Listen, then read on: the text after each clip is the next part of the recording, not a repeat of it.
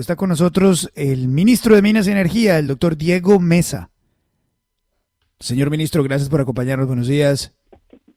Muy buenos días, Luis Carlos. Un saludo especial a usted y a todos los oyentes. Gracias, señor ministro. ¿Cómo está viendo la cosa? ¿Será que sí les pasan la reforma o no?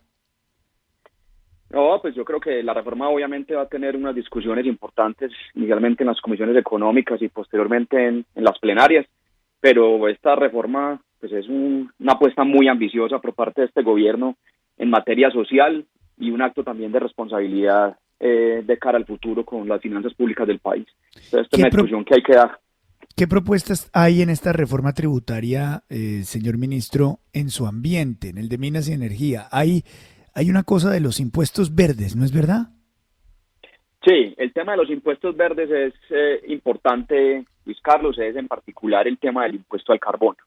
Hoy ya existe el impuesto al carbono para varios de los combustibles fósiles, como es el tema de los combustibles líquidos, y lo que se está proponiendo en esta reforma es que se incluyan otros combustibles fósiles que hoy no están incluidos. Le pongo dos ejemplos puntuales que han sido, digamos, como los que más hemos discutido con los gremios del sector.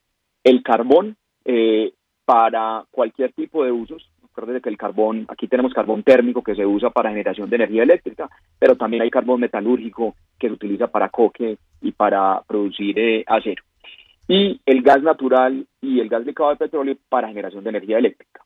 Ahí había una preocupación. ¿Qué hicimos en el proyecto que se presentó, que se radicó en el Congreso? Para estos tres productos, el carbón en todos sus usos y el gas natural y el GLP para generación de energía eléctrica, se está dando un periodo de gracia para que le aplique el impuesto al carbono, un periodo de gracia de cerca de 3 años, porque no aplicaría este año el impuesto al carbono, no aplicaría en el 22 ni aplicaría en el 23, arrancaría a aplicar en el 24 y escalonado, no se le pondría la tarifa plena en el 24, sino un 20% de la tarifa y se incrementaría de a 20 puntos porcentuales para tener una tarifa plena en el año 29 y así darle tiempo a estos sectores de que utilicen unas tecnologías más limpias que reduzcan las emisiones de CO2 y eso pues obviamente reduzca la carga por concepto del impuesto al carbono, que la base justamente gravable es la tonelada de CO2 emitida. Señor ministro, está claro que hay un articulito que sube los servicios públicos a los estratos 4, 5 y 6, que se les pone un IVA, de una vez saltan al 19%. ¿Esto por qué se hace? Para beneficiar las empresas de servicios públicos para que tengan más caja.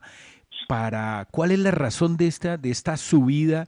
Es que es de 0 a 19% lo que se le va a subir los servicios públicos a los estratos, a las familias, pues 4, 5 y 6. ¿Esto cuál es la motivación? Porque finalmente este dinero lo coge PM, lo coge Codensa, lo cogen algunas, lo coge, ¿cómo se llama? Afinia. Y todas las empresas de servicios públicos. ¿No es un beneficio para ellos más que para el gobierno? No, doctor Quijano, esa es una pregunta muy importante para hacer aquí varias precisiones que creo que son necesarias. Entonces, y para explicar a los oyentes, hoy en los servicios públicos de energía y de gas domiciliario tenemos un sistema de solidaridad donde los estratos altos pagan una contribución, una sobretasa que se utiliza para financiar los subsidios que reciben los estratos bajos. Esa contribución, esa sobretasa que está hoy en el sistema actual y viene así desde que se publicaron las leyes 142 y 143 hace 25 años, es del 20%. Eso también le aplica a varios usuarios del sector comercial y del sector industrial. En el proyecto de reforma está clarísimo, que esto hay que dejarlo absolutamente explicado, se elimina esa sobretasa. Esa sobretasa pasa a reemplazarse por el IVA del 19%. Entonces, ¿cuál es el efecto que tenemos? Para los estratos altos que financian los subsidios de los estratos bajos, pues va a haber un cambio que ya no va a estar la sobretasa o la contribución del 20%, sino el IVA del 19%.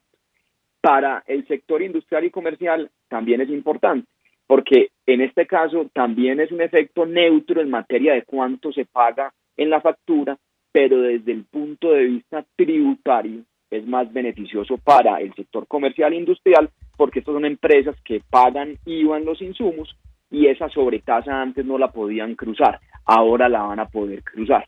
Entonces, ese es el efecto general. No es que haya un costo adicional, sino que va a haber un reemplazo. Se elimina la sobretasa por un lado y se incluye el IVA por el otro. Señor ministro, lo otro son los plásticos de un solo uso. ¿Cómo va a operar este impuesto y si eso encarecerá pues todos los productos que van envasados en plástico? Pues este hace parte, digamos, del capítulo que hablábamos ahora de los impuestos verdes, como era el tema del impuesto al carbono. Esto, tenemos que decirlo, va en la línea con la política de gobierno de tener una política de lucha contra el cambio climático, de reducción de emisiones de CO2, que el presidente lo anunció en diciembre. Nos habíamos comprometido a reducir el 20% a 2030, lo incrementamos al 51% a 2030. Hay un proyecto para tener carbono neutralidad a 2050. Está todo el tema de transición energética. Y por supuesto, pues en este proyecto entran los plásticos de un solo uso, que tendrían el gravamen para tratar de desincentivar el uso de estos bienes. Esto es un tema, pues aquí lo digo abiertamente, que es totalmente consistente con esas políticas que les estoy explicando, que ya se ha venido haciendo en otros países que también van en la misma dirección de Colombia. Y es un tema pues que se va a entrar obviamente a discutir, pero está alineado con la política de lucha contra el cambio climático y de tener una economía más limpia. Ministro, con los buenos días, le saluda William Calderón. ¿Qué tanto esta reforma podría afectar el crecimiento en el sector minero del país, teniendo en cuenta, por ejemplo, que muchas empresas petroleras y mineras también van a quedar dentro del impuesto al patrimonio? Es decir, se les está apuntando duro a este sector. ¿Podría golpear el crecimiento? William, qué bueno que usted me haga la pregunta también, porque lo vi en un artículo hoy de uno de los diarios económicos, y aquí hay que hacer también una precisión muy puntual. El impuesto al patrimonio, como está planteado en el proyecto de reforma, aplica única y exclusivamente a personas naturales y a empresas extranjeras que no son sujetos pasivos del impuesto de renta en el país. Esa definición no le cabe a ninguna empresa minera ni a ninguna empresa petrolera del país. Entonces hay que hacer una claridad total, que el impuesto al patrimonio no le va a aplicar ni a empresas petroleras, ni a empresas energéticas, ni a empresas mineras en Colombia. Eso hay que dejarlo absolutamente claro. Ese impuesto está diseñado para personas naturales y tiene esa excepción única para empresas extranjeras que no son sujeto pasivo de impuesto de renta, cosa que obviamente no le aplica al sector. Ministro Diego, es que aquí nos escribe un oyente y nos dice, con la explicación que usted dio del incremento del 19% de IVA a los servicios públicos estrato 4, 5 y 6, y en la explicación que usted dice es que estos estratos altos dejarán de subsidiar los estratos bajos. No es que los dejen de subsidiar, sino que se amplía el concepto de solidaridad. Antes era restringido para usar una sobretasa, una contribución.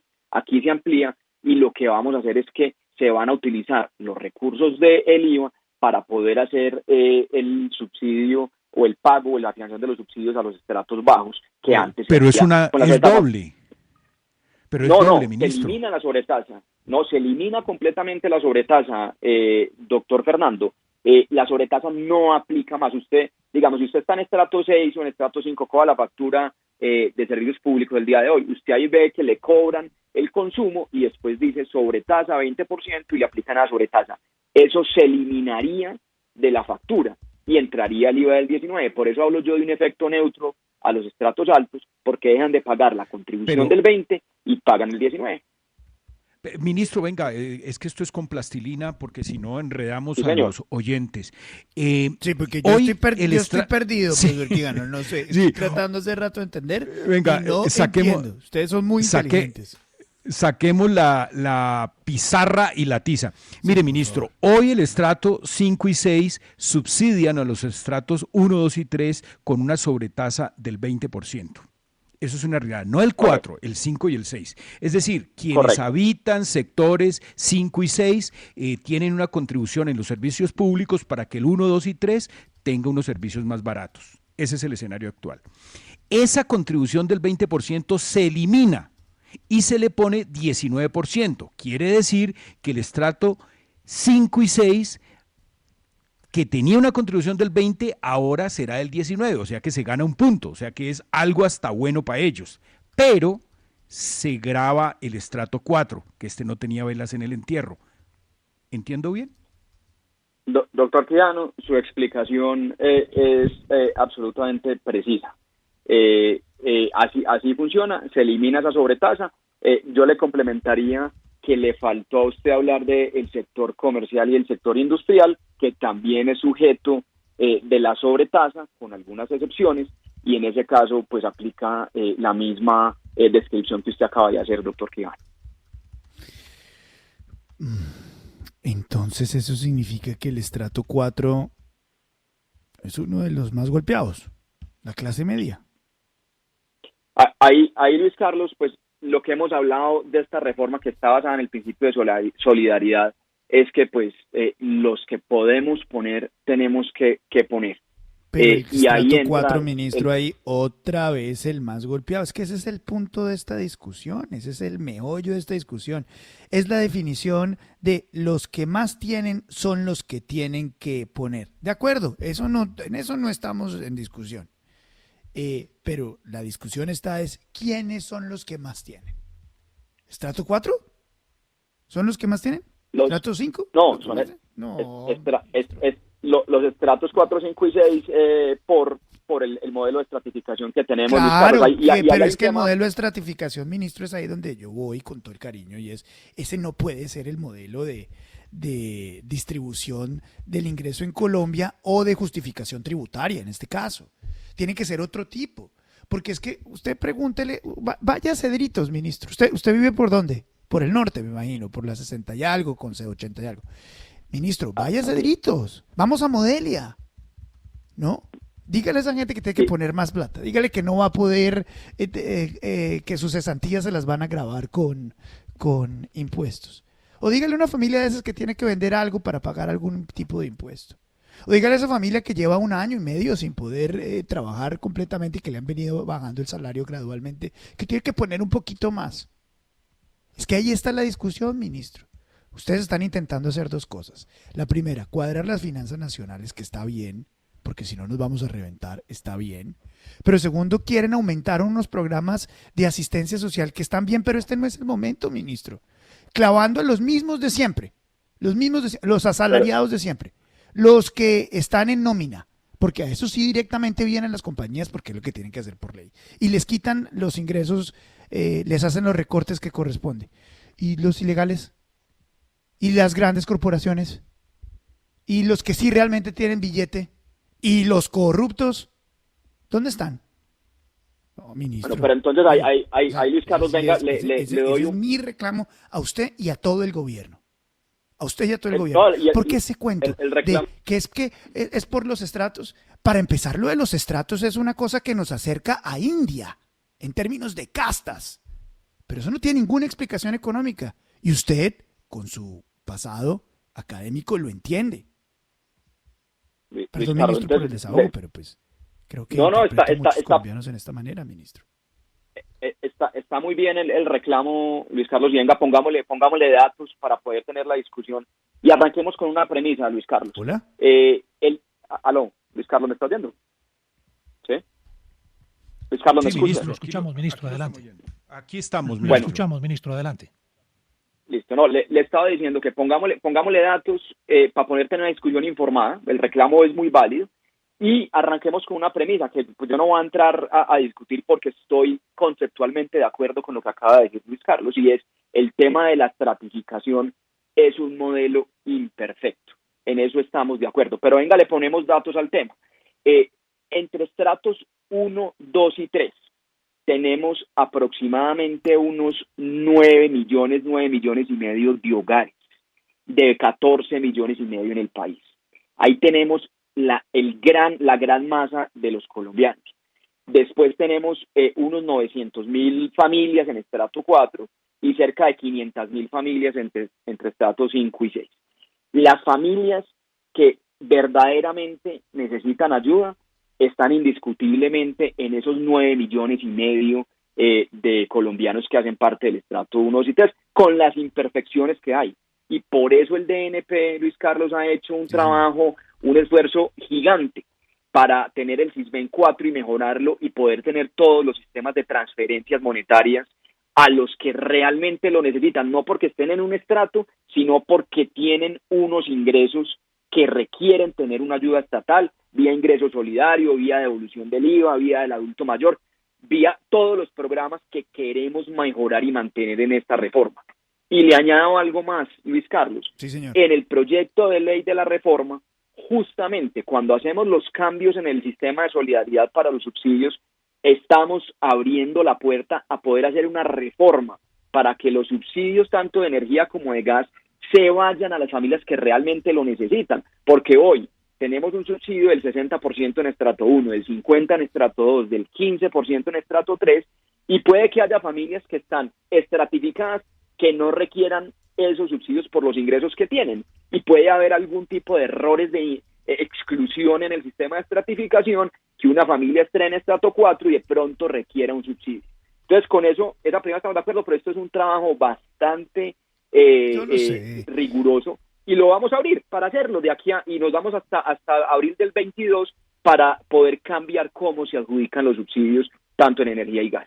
Yo lo sé, ministro, yo entiendo eso. Es que yo entiendo perfectamente la necesidad de cuadrar las finanzas personales, y yo entiendo nacionales, y también entiendo que este no es un tema personal. Es decir, ustedes no están haciendo esto porque les parezca muy divertido y porque por la mañana se levantan diciendo quiero hacer una reforma tributaria para clavar a todo el mundo. Yo entiendo, eso lo entiendo. O sea, aquí no hay mala fe.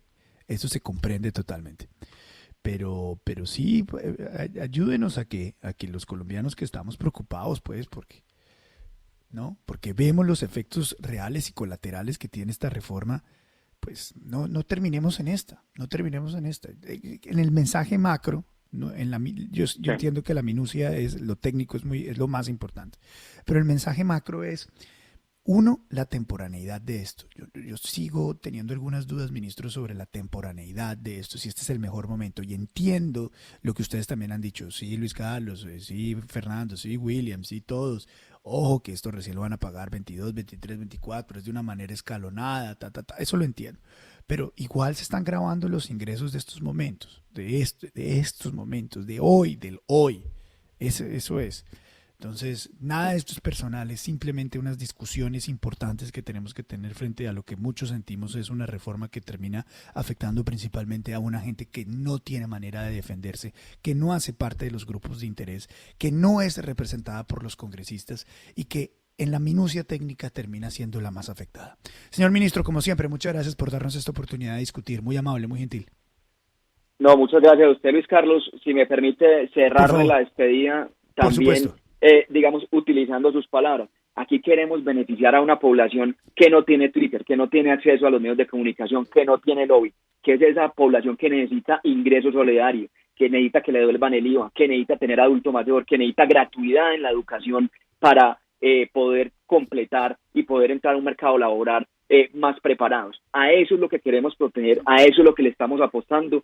Y si no hacemos la reforma, Luis Carlos, pues los programas sociales que nos ha dicho el PNUD, esto no lo dice el gobierno, esto lo dice la ONU, logró prevenir que más de hubiéramos tenido un incremento de cerca del 8% de 8 años en pobreza extrema y pobreza monetaria. Con los programas sociales hoy poder mantenerlos en el tiempo, porque es que la pandemia no se acabó, la pandemia va a seguir, los efectos económicos de la pandemia van a seguir, y eso es lo que estamos buscando, tratando de equilibrar y tratando de tener un sistema más equitativo donde los que puedan poner, pongamos. Eso es cierto. El mensaje es ese también. Si no hay reforma tributaria, muchos de esos programas de asistencia no van a poder continuar. Ministro, gracias. Un abrazo. Un abrazo. Muchas gracias, Luis Carlos.